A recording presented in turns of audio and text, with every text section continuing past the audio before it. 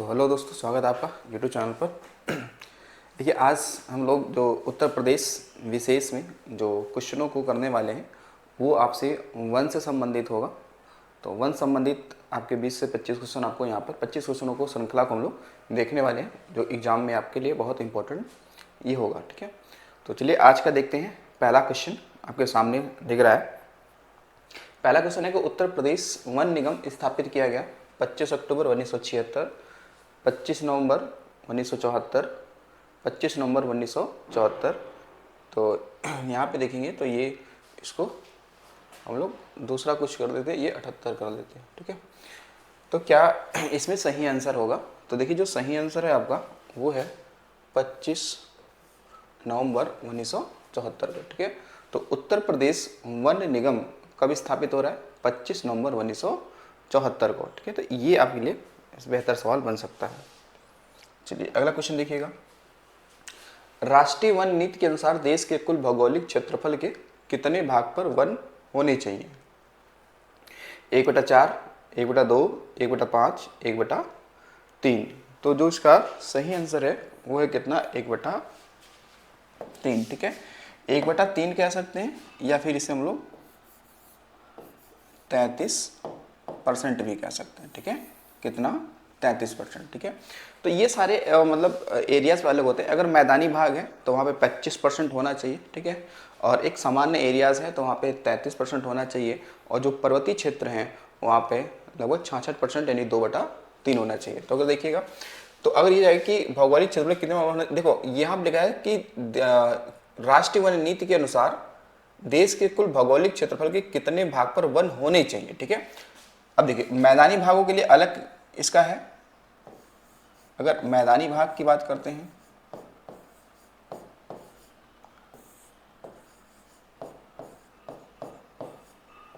मैदानी भागों पर ये होना चाहिए आपका कितना? तो 25%। ठीक है, और एक सामान्यता या औसत देखा जाए,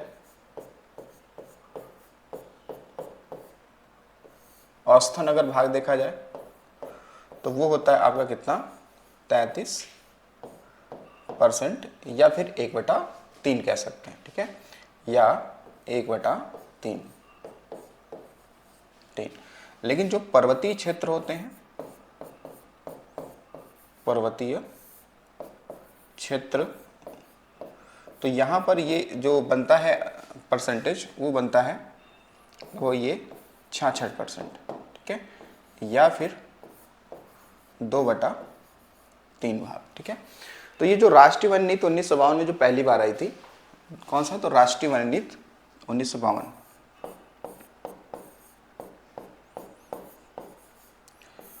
राष्ट्रीय नीति 1952। तो राष्ट्रीय नीति 1952 के अकॉर्डिंग देखा जाएगा तो ये डाटा बताया गया। ठीक है ना, कि पर्वतीय क्षेत्रों में कितना होना चाहिए? तो 2/3 भाग पर, मैदानी भागों में 25%, और एक औसत की बात करें कि मतलब कि पर्यावरण संतुलन बनाए रखने के लिए पृथ्वी पर कितने % पे वन होने चाहिए? तो वो होना चाहिए लगभग कितना? 1/3 या 33% पर। ठीक है, चलिए अगला क्वेश्चन देखते हैं।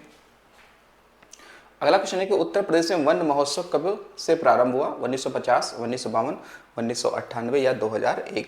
तो देखिए इसमें जो सही आंसर है आपका वो कौन है? 1952। ठीक है ना, कौन सा है? 1952। ये जो वन महोत्सव है, वन महोत्सव ये कब मनाया जाता है? तो ध्यान रखेंगे कि ये मनाया जाता है जुलाई के प्रथम सप्ताह में। कब? जुलाई के प्रथम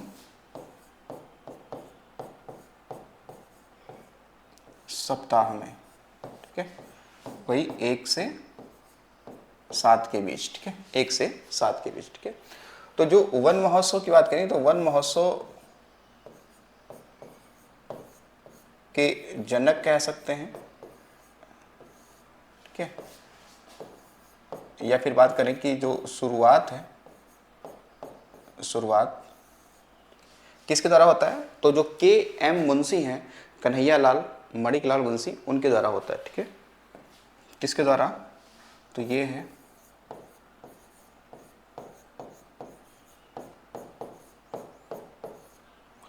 कन्हैयालाल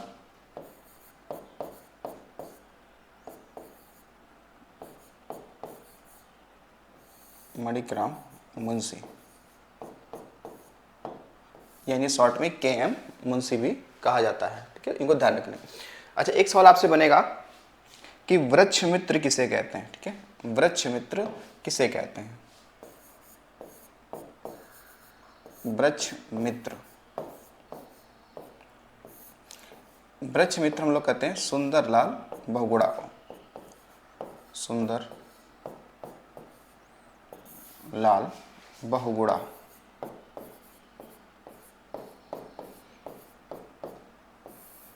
बहुगुणा को, ठीक है। तो ये कहाँ के थे? उत्तराखंड के थे, जिन्होंने चिपको आंदोलन मूवमेंट में इनका बड़ा एक क्या रहा, रोल रहा या योगदान रहा। ठीक है, तो वृक्ष मित्र कहते हैं सुंदरलाल बहुगुणा को। चलिए अगला क्वेश्चन देखते हैं।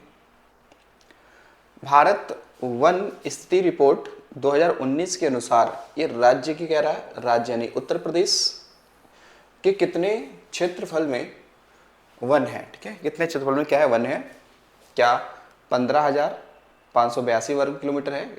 क्या 17,582 वर्ग किलोमीटर है? क्या 16,582 है?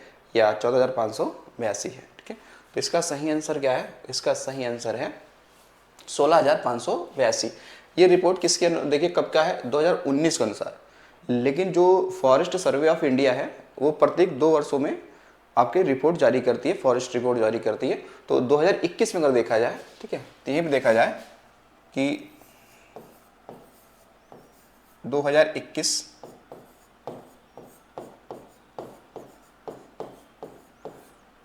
के रिपोर्ट में ये जो आंकड़ा है ये बढ़ चुका है। तो वो 16,582 से ये कितना हो गया है? तो हो गया है 17,700 वर्ग किलोमीटर। ठीक है, इतना हो गया है, ये इतना हो गया है उत्तर प्रदेश में। ये 2021 के अनुसार है। ठीक है, 2021 के अनुसार है। ठीक है, अभी 2023 का डाटा भी आया नहीं है। ठीक है, क्योंकि 2 साल बाद होता है, तो 19 फिर 21 फिर 23, तभी 23 का आया नहीं है। लेकिन ये लेटेस्ट डाटा है कि उत्तर प्रदेश के कुल क्षेत्रफल में कितना आपका वन क्षेत्रफल है, तो वो 17,707 किलोमीटर है। लेकिन अगर ये हम लोग बात करते हैं कि 19 के अनुसार कितना है, तो वो 16,582 है। ठीक है, चलिए अच्छा, एक सवाल आपसे ये भी बन सकता है कि वन रिपोर्ट, जो वन रिपोर्ट है वो 2 वर्ष के अंतराल पर, 2 वर्ष के अंतराल पर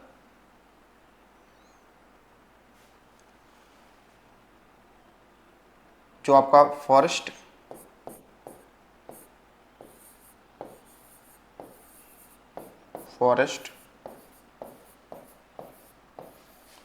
सर्वे ऑफ इंडिया है, इंडिया जारी करती है। ठीक है, फॉरेस्ट सर्वे ऑफ इंडिया क्या करती है? जारी करती है। और इसका जो हेड क्वार्टर है, इसका जो हेड क्वार्टर है वो है देहरादून में, देहरादून। ठीक है, यानी कि उत्तराखंड। ठीक है, तो इसने पहली बार रिपोर्ट कब प्रकाशित की थी? तो फर्स्ट टाइम रिपोर्ट 1987 में क्या क्या है इस संस्था ने प्रकाशित किया था, प्रकाशित। तो जो फॉरेस्ट सर्वे ऑफ इंडिया है ये प्रत्येक 2 सालों पे क्या करती है? ये वन रिपोर्ट जारी करती है। और पहली बार इसने कब रिपोर्ट जारी किया था? 1987 में जारी किया था। तो फॉरेस्ट सर्वे ऑफ इंडिया का मुख्यालय कहाँ पे है? देहरादून में है। तो हमारे यूपी में कितना है? तो 16,582 वर्ग मीटर 19 के अकॉर्डिंग, जबकि 21 के अकॉर्डिंग इतना हो गया है। ठीक है, ये भी आपको ध्यान रखना। चलिए अगला क्वेश्चन देखिएगा।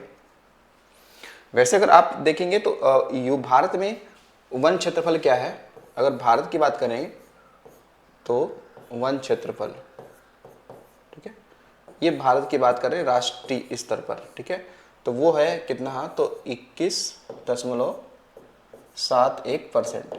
यानी कि भारत के कुल क्षेत्रफल का कितना परसेंट क्षेत्रफल पे क्या है, 1 है, तो वो है 21.71।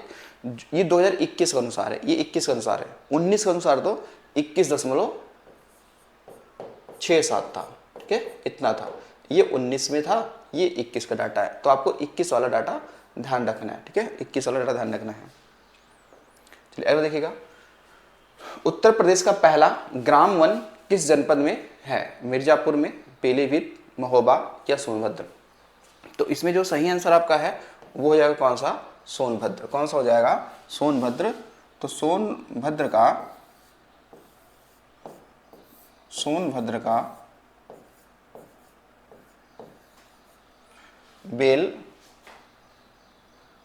बेलहत्थी, ठीक है, बेलहत्थी गांव है। सोनभद्र का कौन सा है, तो बेलहत्थी गांव।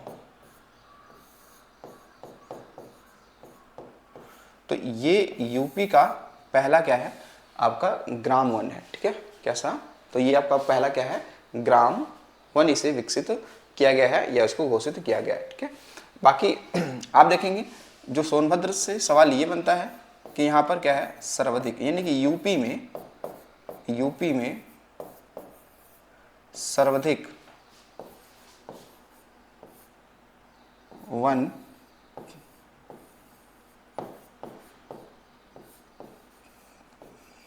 क्षेत्रफल वाला जिला है, वाला ये जिला हो जाता है, ठीक है। चलिए अगला देखिएगा, क्वेश्चन नंबर आपका छठा है कि देश के सर्वप्रथम वन्य जीव परिरक्षण संगठन की स्थापना कहाँ की गई थी? मध्य प्रदेश, उत्तर प्रदेश, मिजोरम या झारखंड? तो इसका सही आंसर आपका कौन सा है, उत्तर प्रदेश, ठीक है। तो यहाँ पे लिखा है कि सर्वप्रथम वन्य जीव परिरक्षण संगठन, तो इसकी स्थापना अगर देखा जाए तो ये होता है कब, 1956 में। हालांकि ये हर राज्यों में होगा, लेकिन उन सभी राज्यों में सबसे पहले ये कहाँ स्थापित किया गया, तो ये यूपी में किया गया, कब, 1956 में। ये वन्य जीव हैं, वन्य जीव मतलब जो आपके वाइल्ड लाइफ जो क्या होते हैं, आपके जो जीव होते हैं या वन में यानी कि जंगलों में जो जीव होते हैं, उनके संरक्षण के लिए, उनके परिरक्षण के लिए जो संगठन बनाया गया उसका ये नाम है, वही हर राज्य में होता है। तो हर राज्यों में पहला कहाँ स्थापित हुआ है, तो पहला हुआ है कहाँ पर, आपका उत्तर प्रदेश में, ठीक है, उत्तर प्रदेश में हुआ है। अगला है, राज्य में एक बब्बर शेर सफारी स्थापित की जा रही है, बलरामपुर में, महाराजगंज में, इटावा में, पीलीभीत में? तो इसका सही आंसर क्या है आपका, वो है इटावा में, ठीक है, कहाँ पे है, इटावा में। तो बब्बर क्या है, शेर सफारी, ठीक है ना, शेर सफारी। अब देखिए यहाँ पे पीलीभीत की बात करें तो पीलीभीत में हमने पढ़ा है कि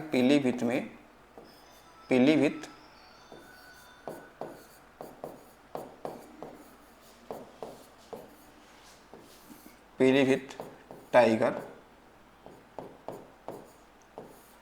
रिजर्व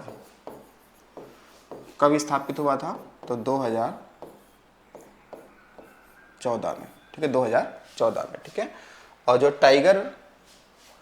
जो पीलीभीत टाइगर रिजर्व है, इसको क्या हुआ था, इसको 2022 में, ठीक है, 2022 में, इसको कब, 2022 में T+2 अवार्ड मिला था, ठीक है, कौन सा, T+2 अवार्ड मिला था, ठीक है। तो टी का मतलब क्या हो गया, टाइगर। टी का मतलब क्या हो गया, टी का मतलब होता है यहाँ पे, टी का मतलब है, ठीक है, टाइगर। टी का मतलब क्या है, टाइगर।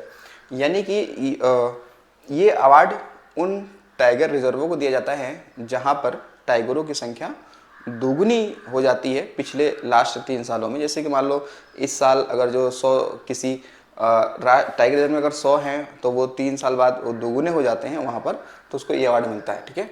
और जबकि यही अवार्ड 2023 में किसे मिला है, जो T+2 अवार्ड जो 2023 की अगर बात करते हैं तो ये मिला सत्यमंगलम टाइगर रिजर्व को, जो कि तमिलनाडु में है। ये किसे मिला है? तो वो है कौन सा? तो सत्यमंगलम टाइगर रिजर्व कहाँ पे है?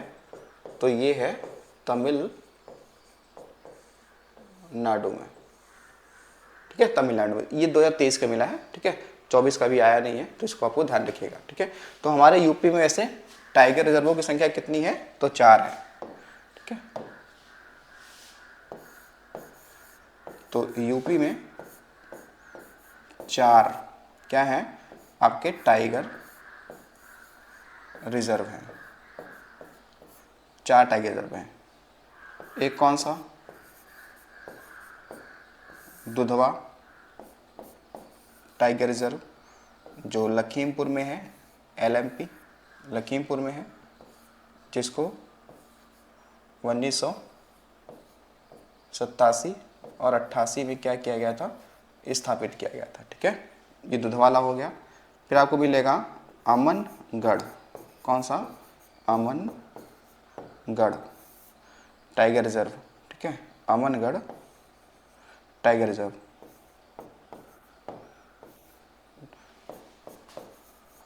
ये कहाँ पे है? तो ये है बिजनौर में, ये है बिजनौर में। कहाँ है? बिजनौर में। और ये 2012 में क्या हुआ? स्थापित हुआ, ठीक है। फिर आपका कौन सा है? Pilibhit tiger reserve. तो ये तो पीलीभीत में है, और ये कब बना? 2014 में। और फिर चौथा कौन है? तो रानीपुर टाइगर रिजर्व। ये कहाँ पे है? तो ये है चित्रकूट में, ठीक है। तो ये कब बना था? 2023 में। तो ये रानीपुर वाला कौन सा है? ये चौथे नंबर का है, ठीक है। किस नंबर का? चौथे नंबर का हो जाएगा। और देश में देखा जाएगा तो ये 53वें नंबर का हो जाएगा, ठीक है। तो इन सबको आपको ध्यान रखना है। चलिए अगला देखते हैं। अगला है कि निम्न जनपदों में कौन सर्वाधिक वनाच्छादित है? लखीमपुर खीरी, सोनभद्र, पीलीभीत, चित्रकूट। तो इसमें आपका जो सही आंसर हो जाएगा वो कौन सा है? तो वो हो जाएगा सोनभद्र, ठीक है। तो सोनभद्र के अगर देखा जाए तो लगभग 2540 वर्ग किलोमीटर का एरिया जो है वो सोनभद्र में कैसा है? तो वन वाला है, ठीक है, वन वाला है। तो सोनभद्र आएगा किसे? पहले स्थान पे, ठीक है, पहले स्थान पे। फिर आएगा लखीमपुर खीरी, फिर खीरी सेकंड होगा, और फिर थर्ड जो होगा वो आपका मिर्ज़ापुर होगा। थर्ड कौन सा होगा? मिर्ज़ापुर होगा, ठीक है। तो यूपी के ये टॉप क्या है हो गए? टॉप 3 वनाच्छादित वाले क्या हो गए? आपके जिले हो गए सोनभद्र, लखीमपुर खीरी और मिर्ज़ापुर हो गया, ठीक है। जबकि सबसे कम आपका हो है वो संत रविदास नगर या भदोही जिले में है, सबसे कम अगर बात करें तो। लखीमपुर क्या है? सबसे बड़ा जिला है भाई। अगर इसको बात करें तो ये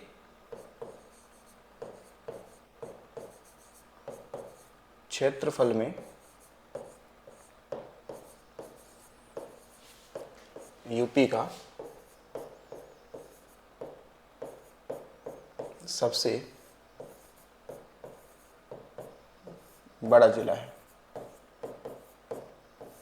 बाकी दुधा टाइगर रिजर्व जो यूपी का एकमात्र टाइगर रिजर्व है वो भी कहाँ पे है? वो भी लखीमपुर खीरी में ही है, ठीक है। चलिए अगला क्वेश्चन देखिए। क्वेश्चन नंबर अगला है कि उत्तर प्रदेश के किस जिले में सबसे कम वन प्रतिशत है? ठीक है, खीरी, प्रयागराज, कानपुर या भदोही, ठीक है। तो इसमें जो सबसे कम पूछा है ना, सबसे कम, तो सबसे कम कौन सा हो जाएगा? वो हो जाएगा भदोही में, ठीक है, भदोही को। तो भदोही को हम लोग और क्या कहते हैं? भदोही को हम लोग संत रविदास नगर भी कहते हैं, संत रविदास नगर, ठीक है। और भदोही बड़ी ही फेमस है किसके लिए? तो कालीन उद्योग के लिए, ठीक है, कालीन उद्योग। तो कालीन उद्योग कहाँ का फेमस है?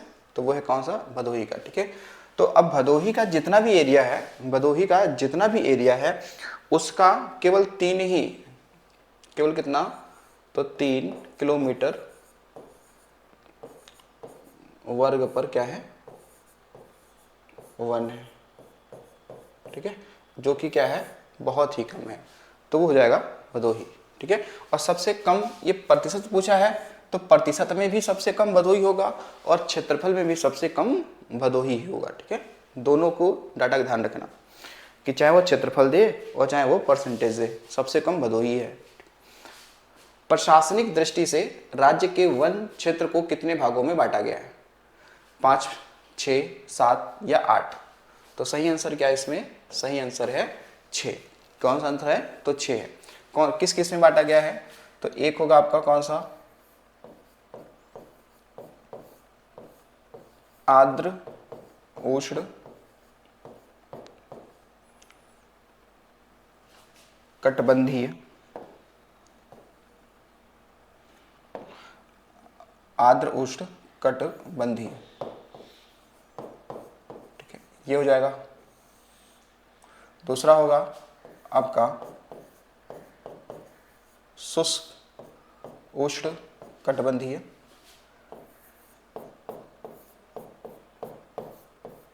फिर होगा शीतोष्ण, फिर होगा आपका उप शीतोष्ण, फिर होगा आपका उप अल्पाइन वन हो जाएगा। ठीक है, और तो एक आपका जैसे हो जाएगा कह सकते हैं उप, ठीक है, एक दूसरा आपका जो जाएगा उसे हम लोग बोलेंगे जो पर्वतीय क्षेत्रों में है। ठीक है, पर्वतीय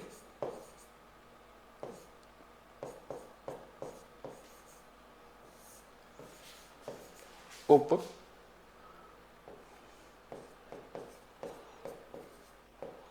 उष्ण कटिबंधीय। तो ये 6 हो गए। ठीक है, तो हमने प्रशासनिक दृष्टि से जो उत्तर प्रदेश है उसको हमने कुल कितने भागों में बांटा है? उसको कुल कितने भागों में बांटा है? तो मैंने बांटा 6 भागों में बांटा है। ठीक है, ये 6 हो गए आपके। चलिए अगला क्वेश्चन देखिएगा। अगला क्वेश्चन है कि उत्तर प्रदेश में सामाजिक वानिकी कब प्रारंभ हुआ था? ठीक है, सामाजिक वानिकी कब प्रारंभ हुआ? 1975 76, 1978 79, 1979 80 या 1992 और 93?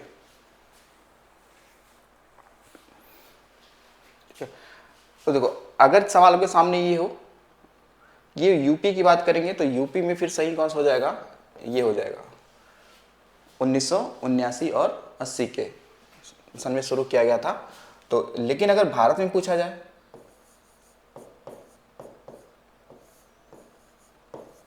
भारत में ये कब शुरू हुआ? तो 1976 में शुरू। ठीक है, लेकिन यूपी में तो फिर ये 1979 80 हो जाएगा। ठीक है, और ये जो सामाजिक जो वानिकी है, जो मतलब सोशल जो फॉरेस्ट्री है, ये मतलब कौन शुरू कर, मतलब किसने शुरू किया या कौन कराता है? ठीक है, तो वैसे ये कराता कौन है? तो ये जो आपका राष्ट्रीय कृषि आयोग है। ठीक है, कौन करता है? तो राष्ट्रीय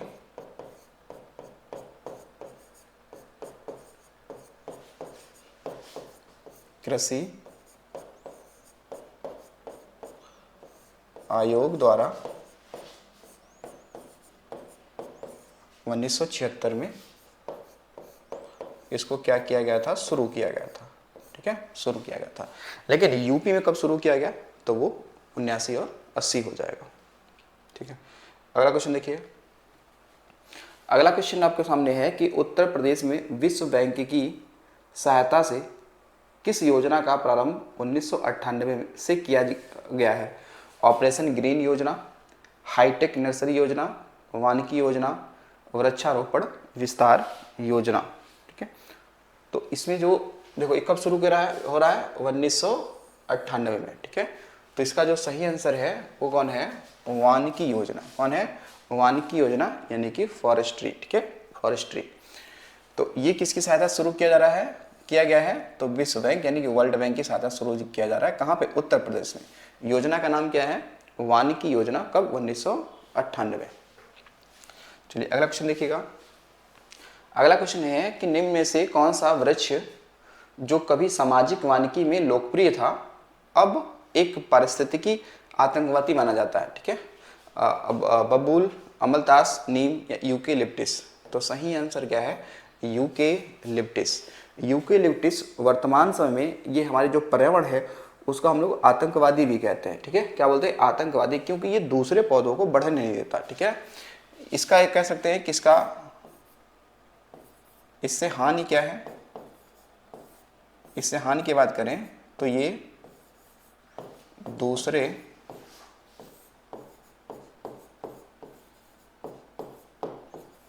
पौधों को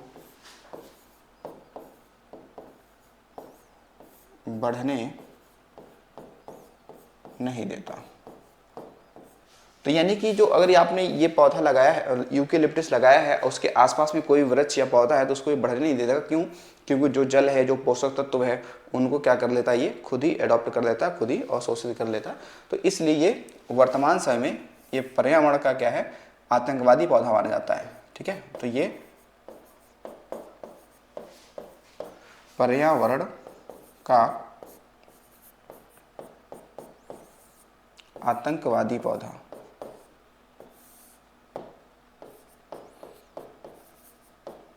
ठीक है, ये माना जाता है यूकेलिप्टस। ठीक है, चलिए अगला देखिएगा। अगला क्वेश्चन है, उत्तर प्रदेश में जड़ी बूटी और तेंदू के पत्ते का संग्रहण किसके द्वारा किया जाता है? राज्य औषधि निगम, राज्य खनिज निगम, उत्तर प्रदेश वन निगम या इनमें से कोई नहीं। ठीक है, इनमें से कोई नहीं। तो देखिए ये लिखा है क्या? जड़ी बूटी। ठीक है, क्या है? जड़ी बूटी और तेंदू के पत्ता। ठीक है, तो इसका जो संग्रहण है वो किया जाता है उत्तर प्रदेश वन निगम द्वारा। और हमने शुरुआत में पढ़ा था कि इसकी स्थापना कब हुई थी? तो इसकी हुई थी 25 नवंबर कब? 1974 में। यही तो डेट था, 25 नवंबर 1974 की स्थापना हुआ किसका? उत्तर प्रदेश वन निगम का। अब देखिए जो तेंदू के पत्ती की बात करते हैं तो तेंदू के पत्ते से बीड़ी बनाई जाती है। क्या बनाई जाती है? बीड़ी बनाई जाती है। तो सवाल हो कि तेंदू के पत्ते से क्या बनाया जाता है? बीड़ी बनाई जाती है। और हमारे यूपी में जो बीड़ी उद्योग है, ठीक है ना, बीड़ी बनाई जाती है। तो बीड़ी उद्योग में यूपी में मिर्जापुर प्रसिद्ध है। तो बीड़ी उद्योग यूपी में कहाँ पर प्रसिद्ध है? मिर्जापुर। जैसे सिगरेट उद्योग देखेंगे तो सहारनपुर का फेमस है, या फिर कहते सहारनपुर में बहुत सारी इंडस्ट्री लगी हुई है उसकी। वैसे यहाँ पे जो बीड़ी उद्योग है, मतलब खासकर ये लघु उद्योग के अंतर्गत आता है, तो वो मिर्जापुर में। कहाँ पे है? मिर्जापुर में है, बनाया जाता है इससे। इसके अलावा देखेंगे जो तेंदू का पौधा होता है या तेंदू का जो फॉरेस्ट एरिया है वो सबसे अधिक मध्य प्रदेश में। ठीक है, तो तेंदू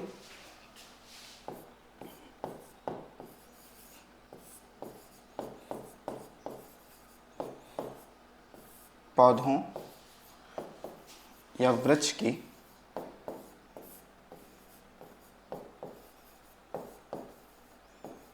अधिकता कहाँ पे है? तो वो है मध्य प्रदेश में। ठीक है, कहाँ पे है? मध्य प्रदेश में। तो ये आपको ये डाटा भी ध्यान रखना है। चलिए अगला देखिएगा। अगला है कि राज्य के कुल क्षेत्रफल के कितने प्रतिशत पर रिकॉर्डेड वन है? 5.24%, 6.88%, 7.42% या 4.69%। तो इसका देखो सही आंसर क्या हो जाएगा? तो सही आंसर इसका है आपका 6.88%। ठीक है, जबकि आपने देखा था कि ये राज्य में पूछ रहा है ना, तो राज्य में कुल क्षेत्रफल अगर देखा जाए कितना है वन का, तो वो देखेंगे कितना हमने पढ़ा था। तो 2021 के अनुसार 17,707 17,707 वर्ग किलोमीटर पे। ये जो था ये डाटा यही था 2021 अनुसार, ठीक है ना। लेकिन 19 में डाटा कम था, वो 16,682 के आसपास में था। तो ये राज्य में इतना एरिया पे क्या है, वन है, फॉरेस्ट एरिया है। चलिए आगे देखिएगा। अगला क्वेश्चन है कि उष्णकटिबंधीय झाड़ियों के किस क्षेत्र में पाई जाती हैं। यानी जो उष्णकटिबंधीय क्या है, झाड़ियाँ हैं, ठीक है। कौन है, जो झाड़ियाँ हैं ये कहाँ पाई जाएंगी, कि किस क्षेत्र में पाई जाती हैं। पूर्वी क्षेत्र, पश्चिमी क्षेत्र, मध्य क्षेत्र, दक्षिणी क्षेत्र। तो ये पाया जाएगा कहाँ पर, तो ये होगा दक्षिणी क्षेत्र, क्योंकि झाड़ियाँ वहीं पर आपकी क्या होंगी, विकसित होंगी जहाँ पर टेम्परेचर ज़्यादा हो और वर्षा की मात्रा कम हो। तो ऐसा क्षेत्र हमारा यूपी में कहाँ मिलेगा, तो दक्षिणी क्षेत्र मिलेगा, यानी कि वो बुंदेलखंड वाला क्षेत्र मिलेगा। कौन सा होगा, बुंदेलखंड आपका क्या होगा, क्षेत्र होगा, ठीक है। तो दक्षिणी क्षेत्र में क्या है कि तापमान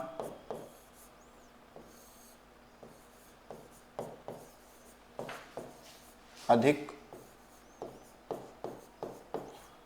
और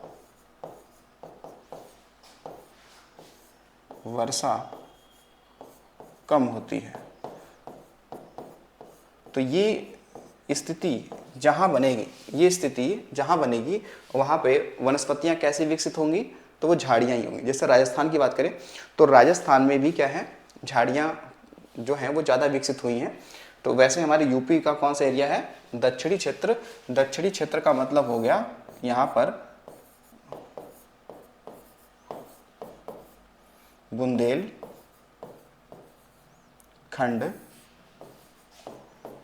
वाले जिले, ठीक है। ये तो यहाँ पर वन कैसे विकसित हुए, तो झाड़ियों के रूप में। चलिए अगला देखिए। अगला है कि उष्ण कटिबंधीय नम पर्णपाती वन उत्तर प्रदेश के किस क्षेत्र में पाए जाते हैं। ऑप्शन है भाबर एवं तराई क्षेत्र, पठारी क्षेत्र, मध्य मैदानी क्षेत्र या उपयुक्त सभी। तो इसमें सही आंसर क्या है, भाबर एवं तराई क्षेत्र, ठीक है। तो ये भाबर एवं तराई क्षेत्र कहाँ पड़ेगा, तो ये आपका कहाँ पड़ेगा, तो कहेंगे कि ये उत्तर प्रदेश के उत्तरी क्षेत्रों में या उत्तरी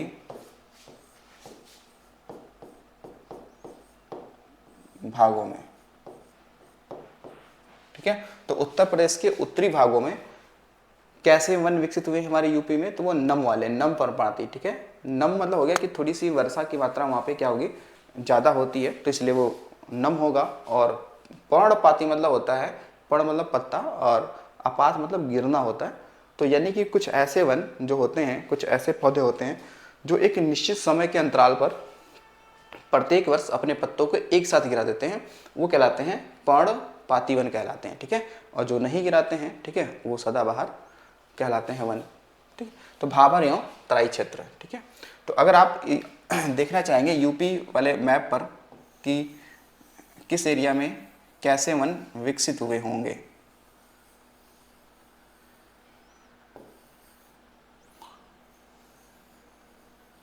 ठीक है।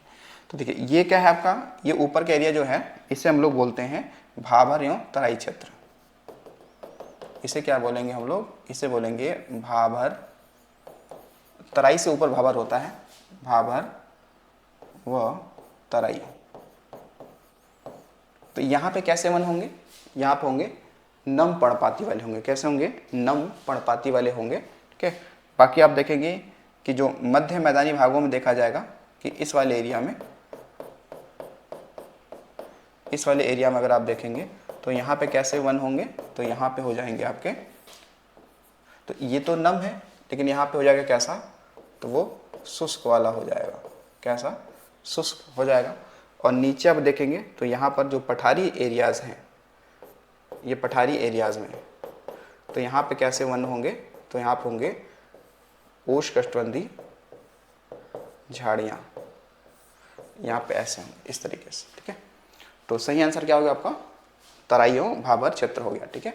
भाबर क्षेत्र वो क्षेत्र होता है जो पर्वत होते हैं, पर्वतों के पैर वाले क्षेत्र में, जहाँ पर क्या होता है कि जो छोटे मोटे क्या होते हैं पत्थर कंकड़ आके इकट्ठा हो जाते हैं, और भाबर क्षेत्र में नदियाँ क्या हो जाती हैं, विलुप्त हो जाती हैं और आगे मैदानी भागों में पुनः वो विकसित हो जाती हैं, पुनः वो दिखने लगती हैं। तो नदियाँ विलुप्त कहाँ होती हैं, अगर सवाल ये हो कि नदियाँ विलुप्त कहाँ होती हैं, तो विलुप्त होती हैं भाबर क्षेत्र में, ठीक है। और पुनः का दिखाई कहाँ शुरू कर देती हैं, वो देती हैं मैदानी भागों में पुनः दिखाई देना शुरू कर देती हैं। अगला है कि उष्ण कटिबंधीय शुष्क पर्णपाती वन उत्तर प्रदेश के किस क्षेत्र में पाए जाते हैं, पूर्वी मैदान में, पश्चिमी मैदान में, मध्य मैदान में, या फिर ये सभी, ठीक है। तो देखिए ये है क्या, शुष्क पर्णपाती, क्या है, शुष्क पर्णपाती, जहां पर जो नम पर्णपाती, जो आर्द्र पर्णपाती था, उससे कम वर्षा वाले क्षेत्रों में आपके शुष्क पर्णपाती वन विकसित होते हैं। तो ये आप देखेंगे उत्तर प्रदेश के लगभग सभी क्षेत्रों में पाए जाते हैं, सभी एरियाज में मिल जाते हैं, चाहे वो पूर्वी हो, चाहे वो पश्चिमी हो, चाहे मध्य हो, ठीक है। तो ये क्या हो जाएंगे, ये सभी हो जाएंगे, क्या हो जाएंगे, ये सभी हो जाते हैं। चलिए अगला क्वेश्चन देखिएगा, राष्ट्रीय उद्यान दुधवा जो लखीमपुर खीरी में है को बाघ परियोजना में कब सम्मिलित किया गया, तो इसमें कुछ ऑप्शन दे रखे हैं, क्या 1984-85 में, 85-86 में, 86-87 में, या 87-88 में। दुधवा, तो दुधवा जो राष्ट्रीय उद्यान है वो यूपी का एकमात्र क्या राष्ट्रीय उद्यान है, ठीक है, जो कहाँ है, लखीमपुर खीरी में है। तो इसका वैसे सही आंसर क्या है, इसका सही आंसर है 1987-88। दुधवा राष्ट्रीय उद्यान जो दुधवा है, ध्यान रखिएगा कि सर्वप्रथम 1968 में पशु विहार के रूप में इसे विकसित किया गया था, ठीक है। तो सर्वप्रथम 1968 में से पशु विहार के रूप में विकसित किया गया था, ठीक है।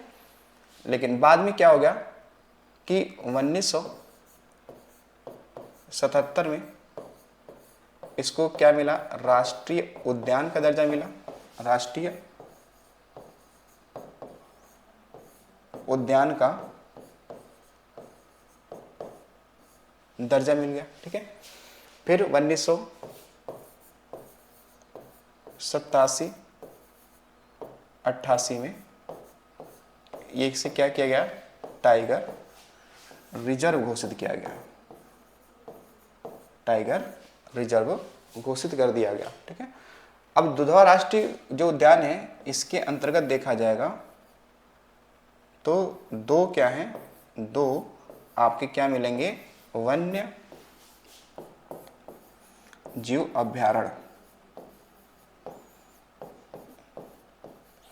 क्या है, दो वन्य जीव अभ्यारण्य हैं, ठीक है।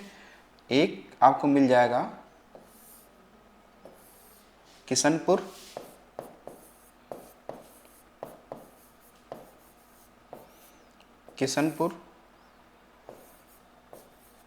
वन्य जीव अभ्यारण्य, जो कि कहाँ पे मिलेगा, लखीमपुर में, कहाँ पे है, लखीमपुर में है, ठीक है।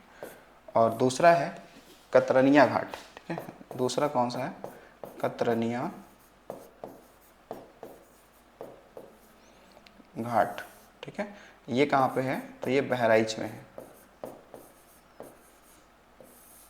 ठीक है, ये बहराइच में है, जो कि 1975 में बना था। तो देखो दुधवा जो राष्ट्रीय उद्यान है उसके अंतर्गत दो वन्य जीव अभयारण्य है, एक है किशनपुर जो लखीमपुर में है, और फिर आपका कौन सा है, कतरनिया घाट जो कि बहराइच में है, ठीक। उसके अलावा देखिएगा सवाल आपका ये बनने वाला है यहाँ से कि दुधवा राष्ट्रीय जो उद्यान है, दुधवा राष्ट्रीय उद्यान, इसका क्षेत्रफल कितना है।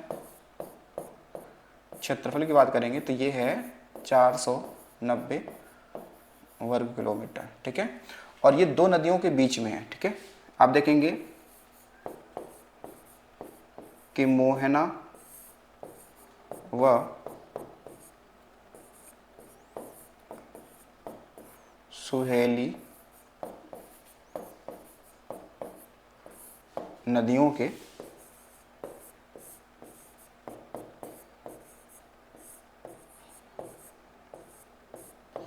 बीच में स्थित है, ठीक है। तो मोहना व सहेली नदियों के बीच में स्थित है कौन? दुधवा राष्ट्रीय उद्यान। ठीक है, दुधवा राष्ट्रीय उद्यान। तो ये ध्यान रखिए, ये सिर्फ नेपाल से नदियाँ आती हैं निकल कर, ठीक है।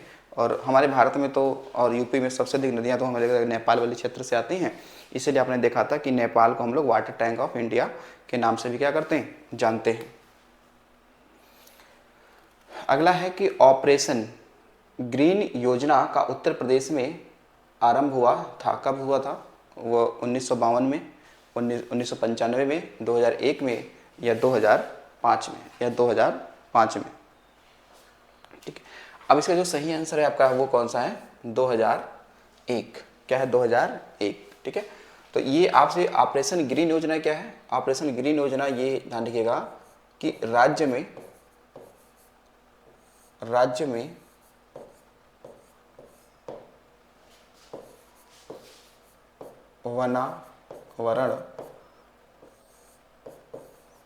वनावरण को बढ़ाना या प्रोत्साहित करना।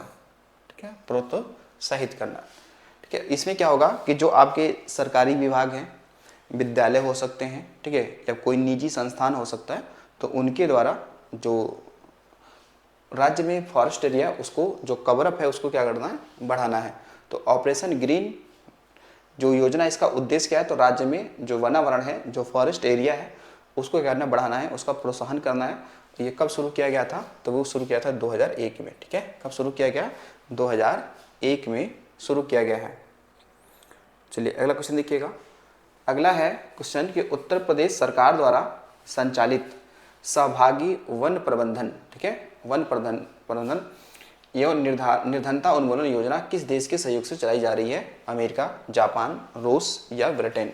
तो सही आंसर क्या है आपका? जापान। ठीक है, जापान। तो जापान देखेंगे तो जापान एक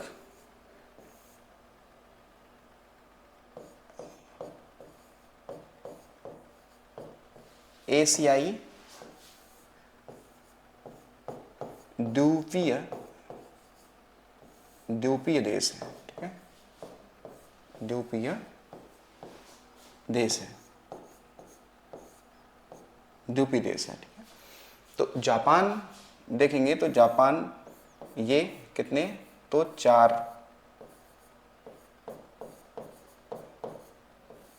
द्वीपों पर ये क्या है? बसा है।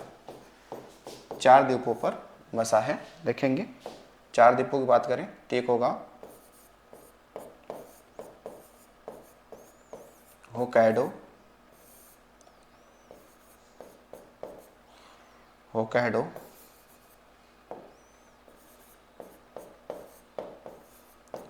होन्शु,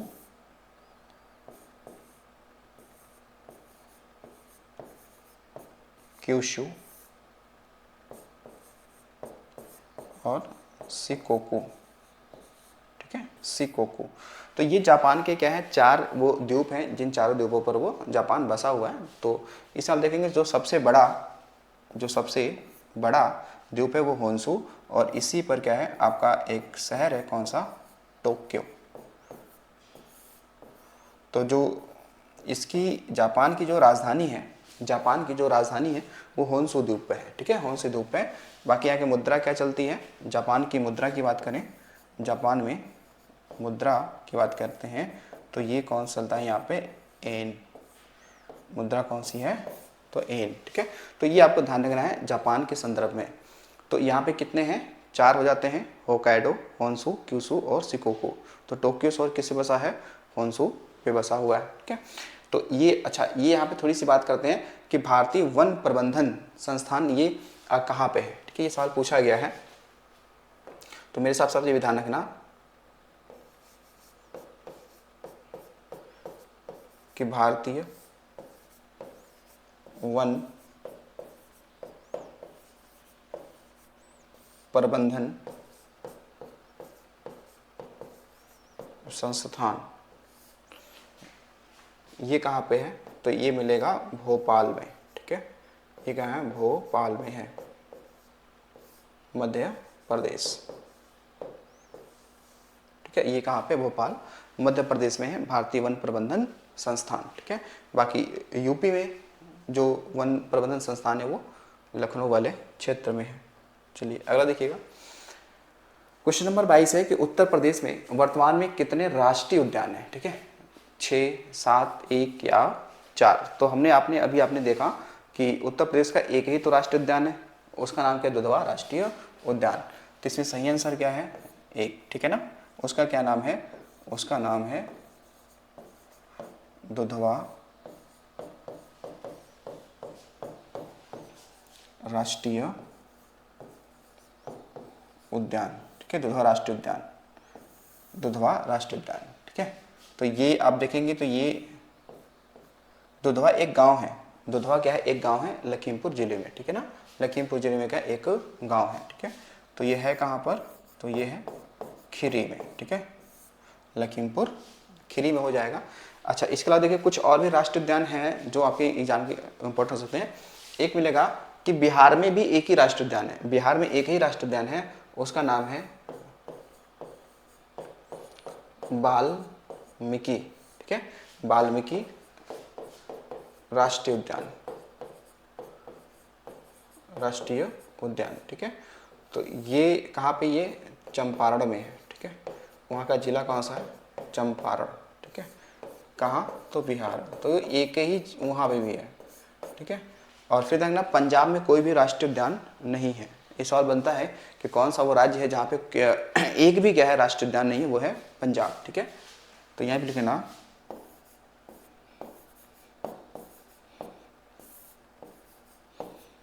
पंजाब में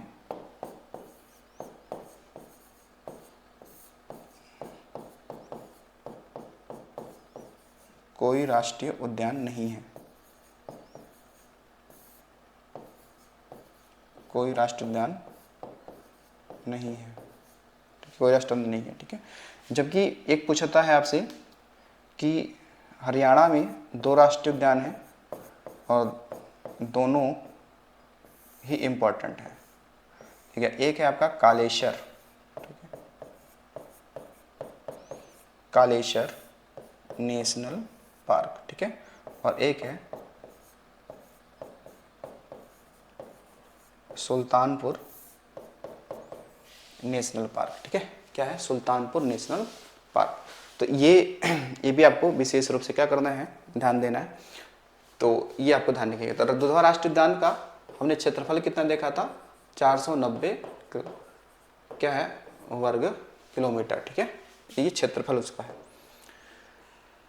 अगला देखिएगा कि वृक्ष बंधु पुरस्कार योजना कब से चलाई जा रही है। ठीक है, वृक्ष बंधु पुरस्कार योजना कब से चलाई जा रही है, 2006-7 से, 2007-8 से, 2008-9 से, या 2009 और 10 से।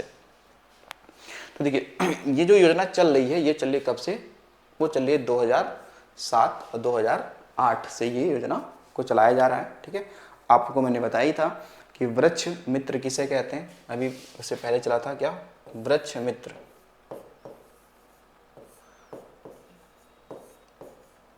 वृक्ष मित्र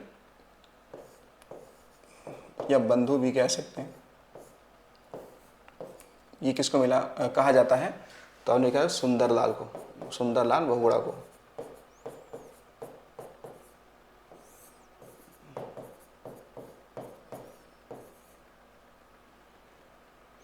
ठीक है, तो सुंदरलाल बहुगुणा को कहा जाता है, इनको वृक्ष मित्र कहा जाता है। ठीक है, तो ये आपसे सवाल आपसे पूछा जा सकता है कि जो वृक्ष बंधु पुरस्कार है ये कब से चलाया जा रहा है, तो चला 2007-8 से इसको कंटिन्यू चलाया जा रहा है। ठीक है, चलिए अगला क्वेश्चन देखते हैं। क्वेश्चन नंबर अगला है कि वीर अब्दुल हमीद वन वन्यजीव एवं पर्यावरण संरक्षण पुरस्कार कब से प्रारंभ हुआ, 2010-11 से, 2011-12 से, 2012-13 से, 2013 और 14 से।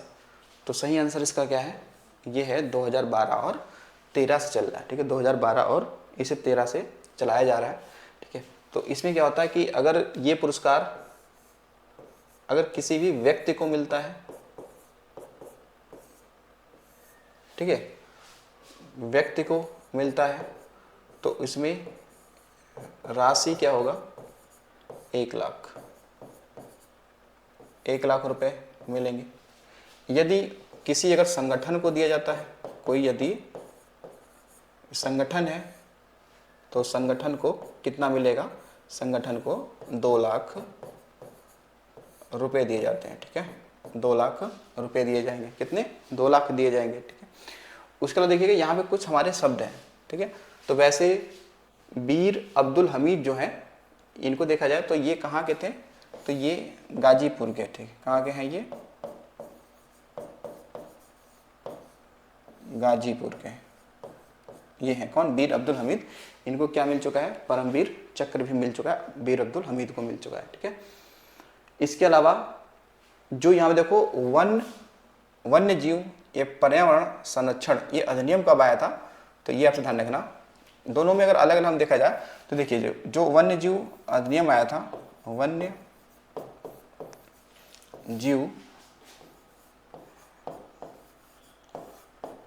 अधिनियम की बात करते हैं तो ये कब आया, 1972 में।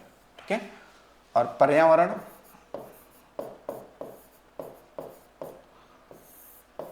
संरक्षण अधिनियम कब आ रहा है, संरक्षण अधिनियम कब आ रहा है, तो 1986 में। ठीक है, फिर देखिए वन संरक्षण अधिनियम कब आया, वन संरक्षण अधिनियम पूछा जाए तो ये हो जाएगा 1980 में। क्या हो जाएगा, 1980 में। कब हो जाएगा, 1980 में। इसके अलावा आप देखेंगे तो जैव विविधता अधिनियम भी आता है, जैव विविधता अधिनियम, ये कब आएगा, तो 2002 में आता है। कब आता है, 2002 में आता है। ठीक है, तो इन अधिनियमों को आपको ध्यान रखिएगा अच्छे से, ताकि आपके एग्जाम में ये मिलते रहते हैं। ठीक है, और बाकी जो वन्य जीव की बात करते हैं, जो वन्य जीव ये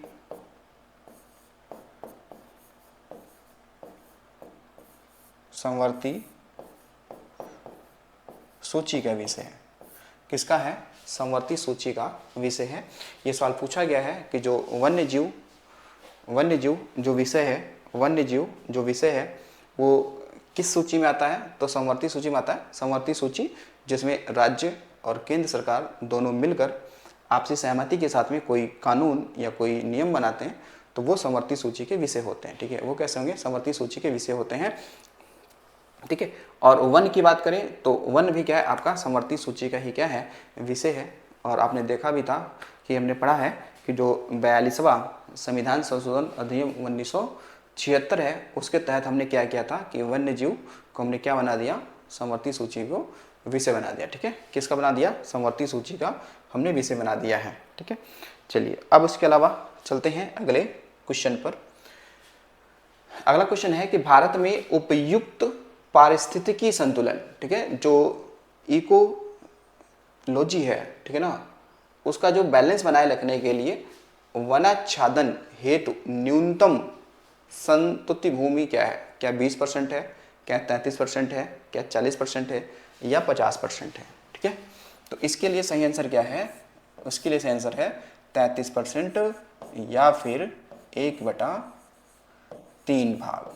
ठीक है, यानी उस क्षेत्र, उस मतलब जिले में या उस देश में जितना एरिया है उसका 33% या 1/3 भाग पर आपका फॉरेस्ट एरिया होना चाहिए, ताकि आसानी से वहाँ पे कह सकते हैं कि जो वायु स्वच्छता या अन्य जो संतुलन है वो बना रहना चाहिए। ठीक है, अब देखिएगा कुछ सवाल आपके बन सकते हैं कि पृथ्वी के फेफड़े किसे कहते हैं। अगर आ जाता है कि पृथ्वी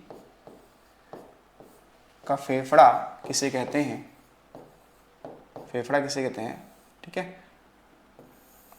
तो ये होता है अमेज़न जंगल किसे कहते हैं, तो आपका जो अमेज़न का जंगल है उसे कहते हैं। और ये है कहाँ पे, तो ये है ब्राज़ील में। ठीक है, और ब्राज़ील दक्षिण अमेरिका महाद्वीप का सबसे बड़ा देश है क्षेत्रफल में। ठीक है, क्षेत्रफल में भी और जनसंख्या में, दोनों में क्या है, सबसे बड़ा है दक्षिण अमेरिका। का देश है ब्राज़ील, ठीक है। अमेजन के जंगल को हम लोग क्या कहते हैं, पृथ्वी का फेफड़ा कहते हैं, ठीक है। लेकिन पृथ्वी के गुर्दे की बात करेंगे कि पृथ्वी के गुर्दे की बात करेंगे, किडनी जिसे बोलते हैं आप, किडनी, ये किसे कहते हैं, तो जो आपकी आर्द्र भूमियाँ होती हैं, आर्द्र भूमियाँ, वेटलैंड, ठीक है ना, वेटलैंड, आर्द्र भूमियों को, ठीक है, आर्द्र भूमियों को हम लोग क्या कहते हैं, तो पृथ्वी के गुर्दे या फिर किडनी कहते हैं। तो अब यहाँ पे देखिएगा एक सवाल आपका बना था कि मैंने आपसे बताया था कि भारत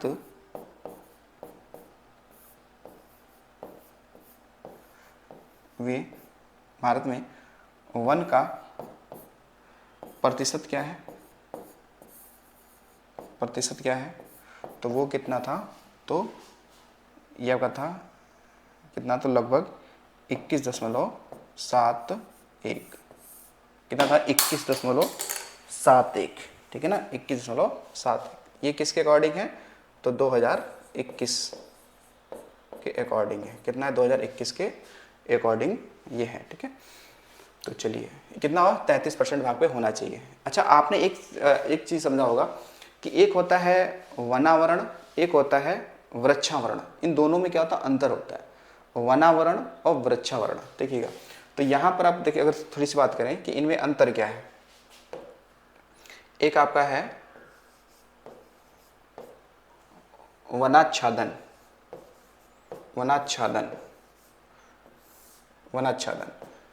तो देखिए, वनाच्छादन उसे कहते हैं जो मतलब जो जंगल वाले एरिया होते हैं ना, जंगल वाले एरिया कि मतलब वहाँ पे बस्तियाँ ना हो, ठीक है, वहाँ पे केवल पौधे ही पौधे हों, ठीक है, जैसे अमेजन का जंगल हो गया, ठीक है ना, तो जैसे सतपुड़ा जंगल हो गया, तो ये जंगल उसे कहते हैं जहाँ पे बस्तियाँ ना हो, ठीक है, वो केवल वन ही वन हो वहाँ पे, यानी वनों की जो सघनता हो वो पास पास और बहुत ही ज़्यादा हो, ठीक है, तो वो कहते हैं क्या, वनाच्छादन। जैसे अगर अमेजन की जंगल या सतपुड़ा जंगल की बात करें या विंसर का जंगल जो कि उत्तराखंड में है, तो इनकी सबकी बात करते हैं, ये क्या है आपके वनाच्छादन में आते हैं।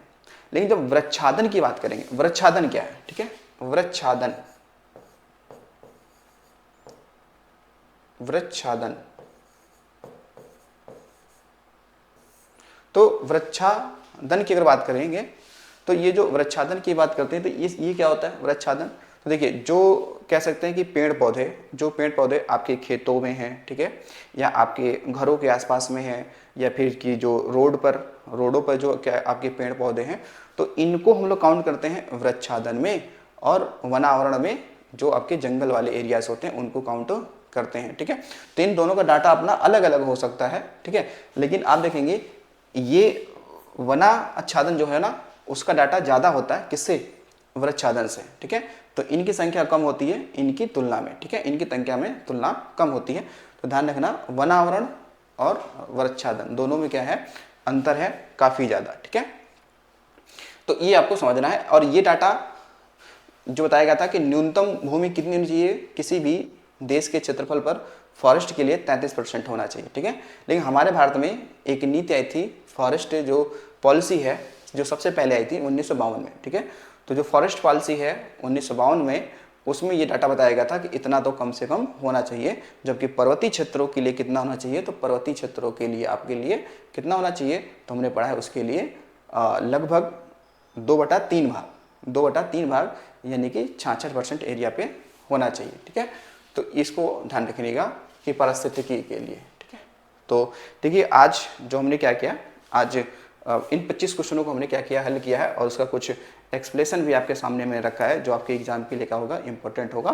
तो आज के लिए हम लोग क्या करेंगे, वीडियो इतना ही रखेंगे। तो मिलेंगे अगली वीडियो में।